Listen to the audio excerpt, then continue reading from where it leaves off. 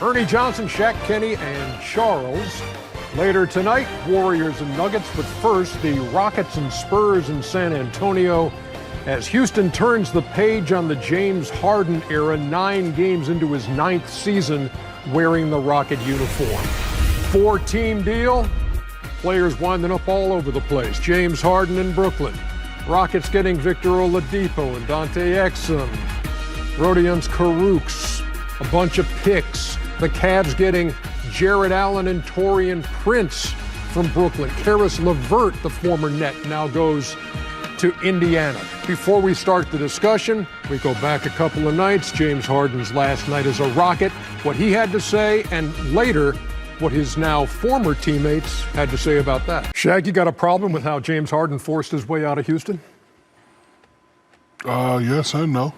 One, it's the business of basketball, but you know, when you say you gave the city your all, that ain't true.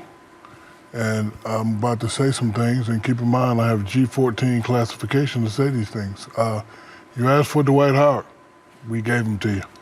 Didn't work out. You asked for Chris Paul, we gave him to you. You asked for some shooters, we gave it to you. We asked for Westbrook, your homeboy from Little League, we gave him to you. It didn't work out. And when you say, I gave you everything, I say, no, you didn't. Because the last 5 games, when it comes to elimination, you're 1-4. You've been shooting 41%, 24% from 3, 32 assists, and 27 turnovers. I used to be like James.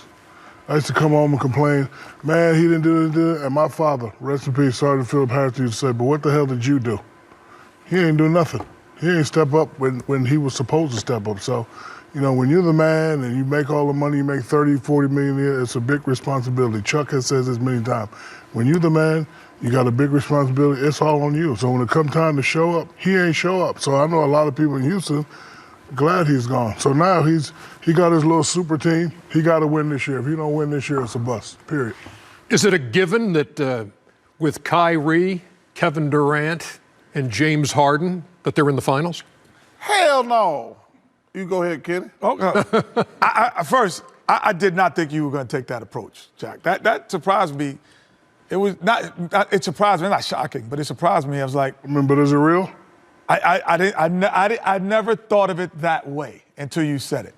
I honestly never thought of it that way because I've just looked at his production, MVPs, right? Yeah, but listen, when it comes time to show up in that game, that's the game I want to see. I like to hear it because, like I say, I like to hear things I didn't think about. Nets, what James brings to them is, you know, is they don't have to skill themselves. They're not as deep. Same with James. When he's off, he's still bigger enough to say, I could dominate you from my size. So they have 2 guys now. Kyrie is a skill guy. He's going to dominate you on his skill. He's not always more athletic and bigger. So at times you could possibly be there. So now the 3 of them, like Chuck, if you don't get to the conference finals, to the NBA finals, it is a bust. This is no, they're all in. Yeah, obviously. And you say it's not a guarantee. I don't think it's even close to a guarantee. Ernie, you got the only one of those 3 guys who has proven to me he's not selfish and not a mean guy, is KD. KD went to Golden State, and he sacrificed. James Harden and Kyrie Irving have never shown me, like, no, I just want to win. That's the most important thing. Kyrie has not proven he could be trusted as a leader. He can trust it as a guy who can be part of a championship team. But when he was asked to be a leader in Cleveland, before LeBron there, we can say that was a failure.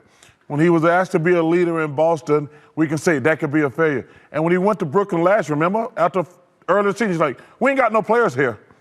So listen, Ernie, when you are the man, it's night and day. You can be all these Robins. You can be, I'll tell you what shows the most. And Ken and Shaq, every coach in football or baseball, I don't know about baseball, in basketball and football, every coach ain't a head coach. And every guy cannot deal with the pressure of being the man. Like, some of the things that was said about me, hey, listen, it hurts my feelings back in the day. It don't anymore. But like I say, it's a responsibility, And James and Kyrie have not proven to me, and they don't have to prove it to me, they have to prove it to the basketball world. If they have the three, and again, we don't know when we'll see Kyrie Irving on the floor again in that Nets uniform, but if they have the three, do they go all the way? One word comes to mind, and it's sacrifice. And you have to want to sacrifice. I could have took every shot, Ernie, but no, I got to sacrifice. I got to keep everybody involved. I heard Kenny and Charles said they got it from the great John Wooden. True definition of the great player is getting everybody else involved. James could dribble all day, but you got to get Mr. Harris going because you're going to need him when you get double. So you have to sacrifice. So now we're going to get back to whose team is it. I'm going to tell you it's KD's team. James Harden ain't used to that. Kyrie ain't used to that. Well, Kyrie's used to it a little bit, but now that James is there, like Charles said, shots are going to lessen, and are they going to sacrifice? Not only shots are going to lessen, it's different when those reporters, and this is what is an understatement guys don't admit, when those reporters go by your locker and they go to his first, then they come to you. Oh, yeah.